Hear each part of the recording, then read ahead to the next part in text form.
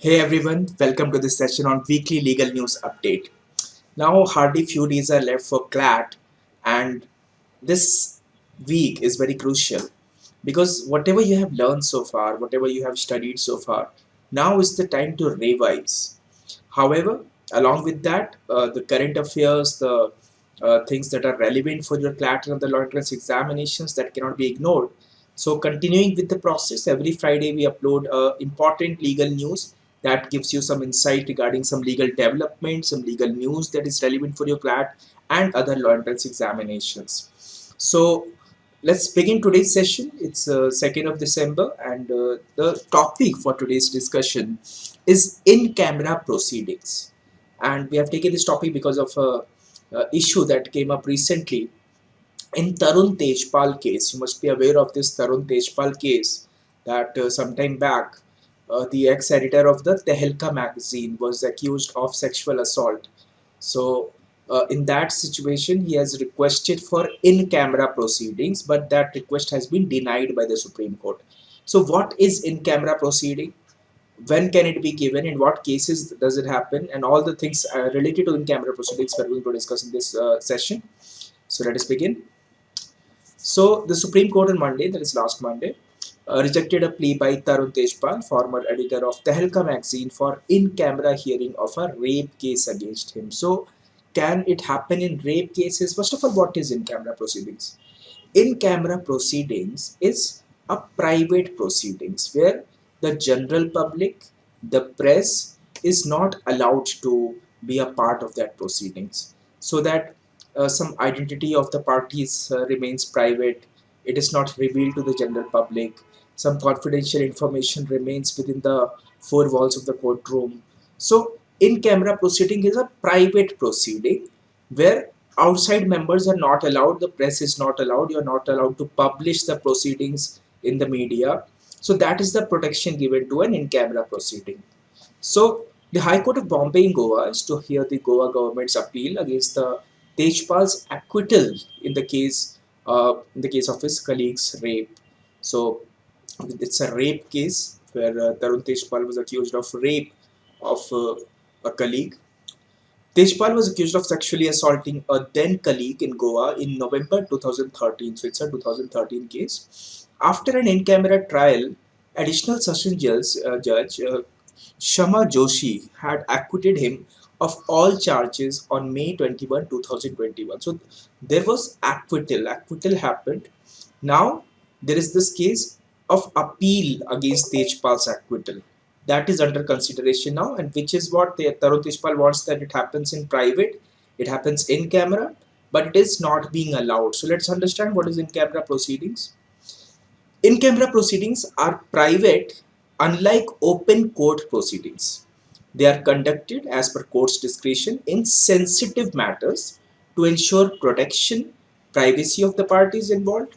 The proceedings are usually held through video conferencing or in closed chambers, from which the public and press are excluded. So this is very important to understand, that public, general public that have no association with the case, or the press that might report the proceedings to the media, they are not allowed, they are not part of the proceedings. In an open court or open justice system, which is the usual course of proceedings, the press is allowed to report on the matter being heard, but not under in camera proceedings. Please understand this. So what happens in rape cases? What is the situation under rape cases? Under section 327 of the Code of Criminal Procedure, CRPC, has detailed the types of cases that should be recorded on camera, including inquiring into and trial in rape case. The said section states that if the presiding judge or a magistrate thinks fit, she can order at any stage of the proceedings that the public generally or any particular person shall not remain present in the courtroom or the court buildings, for obvious reasons. To in rape cases, it's a matter of a lot of things. Sometimes the identity of the victim has to be kept private. Sometimes so many issues involved are very sensitive that should not go out in the public. So keeping those factors into consideration, in camera proceedings are held. The said provision said that the inquiry into and trial be held in camera for various offences punishable under section 376. Please understand, remember the sections also, some of the sections are also important. That section for rape is section 376 of what? Of Indian Penal Code, IPC. Or offences including rape that lead the victim to be in a vegetative state or death, rape of a woman under 12 years of age, intercourse with wife during separation, intercourse by public servant with woman in his custody, sexual intercourse by person in authority, and gang rapes on adult and minor women. So these are some of the cases that are mentioned there. The law also prescribes that in such cases, the trial can be conducted as far as possible by a woman judge or a magistrate. So usually it is preferred that a woman judge is hearing such sensitive matters because she will be in a more relatable position with the kind of things that have gone through, the victim has gone through in rape cases. So a woman judge or a woman magistrate is preferred as far as possible. So section 327 of the CRPC states that it shall not be lawful to publish any matter in relation to in-camera proceeding except with the previous permission of the court. So if the in-camera proceeding has happened, it's not that it can never be published. In some cases, with the permission of the court, if the court allows, if the court gives the permission, then some of the that matter can be published also, but only with the previous permission of the court. It adds that the ban on publishing of trial proceedings for the offence of rape may be lifted, subject to maintaining confidentiality of name and address of the parties. You must have realized that in the rape cases, whenever it comes to the media, the name of the victim is not uh, revealed. So to say, if you remember a very heinous crime that happened, uh, there was the Delhi rape case, a gang rape case in Delhi, which caused huge protest across the India. So in that case was known as Nirbhaya or Damini.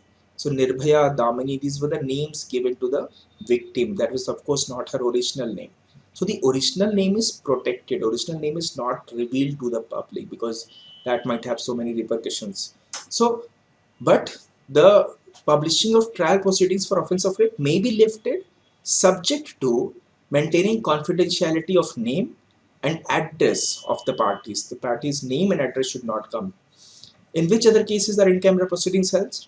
In-camera proceedings are usually held at family courts. In cases of matrimonial dispute, there is a case of divorce going on, there is a case of domestic violence going on, so many other issues can happen, including judicial separation, divorce proceedings, impotence, and more. As uh, you might have seen that these are this very sensitive matters, personal matters, private matters, where the involvement of public is not preferred, where it should not come out in the public, it should not go to the media. So these are some in-camera proceedings. In-camera proceedings are also conducted during the deposition of witness of terrorist activities as per the court's discretion so as to protect them and maintain national security. So this is also one more case that is covered under the in-camera proceedings. So in this case, what happened in the present case that we are discussing, the Arun Tejpal case, the Supreme Court bench led by Chief Justice of India D.Y. Chandrachud. First of all, this is also very important that D.Y. Chandrachud is the Supreme Court is now the Chief Justice of India.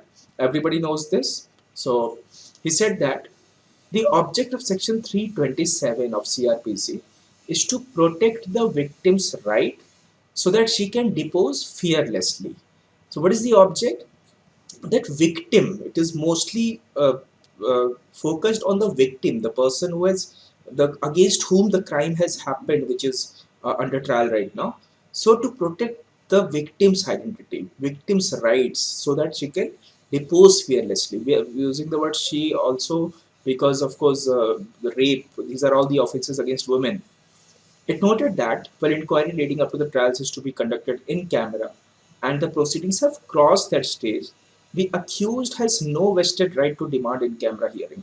So, the other things, inquiry that led up to this trial, that has already happened in camera. Now, the accused does not have any vested right to demand an in-camera proceedings, to demand an in-camera hearing. So that is why it was rejected. So this is something, some important aspects that you have to understand from this passage, from this article. This article, first of all, has been taken from the Indian Express, and Indian Express has this section of Indian Express Explained, where they explain some of the concepts like e-rupees. It has been explained, which is a new concept that has come up. Similarly, some of the legal concept they explain. So it is highly recommended that you follow these newspapers where you have these articles that are very informative and as well as helpful for your examination. From this article, certain things that you got to know. First of all, section 327 of the Code of Criminal Procedure. This is also important. Then section 376 of the Indian Penal Code, that refers to rape. You got to know the offenses that come under the in-camera proceedings. So matrimonial proceedings, judicial separation, divorce proceedings, impotence. Then also the witness, deposition of witness of terrorist activities as per court's discretion. So these are some important aspects that you got to know. And this is the case in which the in-camera proceedings of Tarun Tejpal was not allowed. So now that you know what is in-camera proceedings, if it comes in any passage, in any form, that there is a demand for in-camera proceedings, you should not get confused, because usually in camera the word seems like the camera is there, that it's being recorded and it could be published, but it's the opposite, which is that the media is not present. It is private, it is confidential to protect the sensitive information. So it is not public, it is private. So it is called in-camera proceedings. All right, so that's all for this article. Thank you so much. As far as your CLAT examination is concerned, please stay updated. One more information regarding that is that if you have registered for the CLAT examination, you go to the website and log into your after putting in your details, you will find the sample papers. I'm pretty sure you must have seen the sample papers, and there is this additional resources column in your login page, where you can get the video analysis of these samples. So the paper of general knowledge, current affairs, quantitative, logical reasoning, legal reasoning, all the sample papers that were released, they have been analyzed by the experts, and it is the video is there in your Consortium of NLU's website. So go to Consortium of NLU's website, look at those sample papers, look at the analysis. There are several other videos also regarding tips, regarding motivations. So it is coming from an authentic source, from the authority, from the Consortium of NLUs who are conducting CLAT. So when they are analyzing the paper, it is very important to see the points that have been discussed there. That is the most authentic source that you have right now. So go to Consortium of NLU's website, look at the analysis of the paper, and uh, all the best for your examinations. See you in the next video. Goodbye.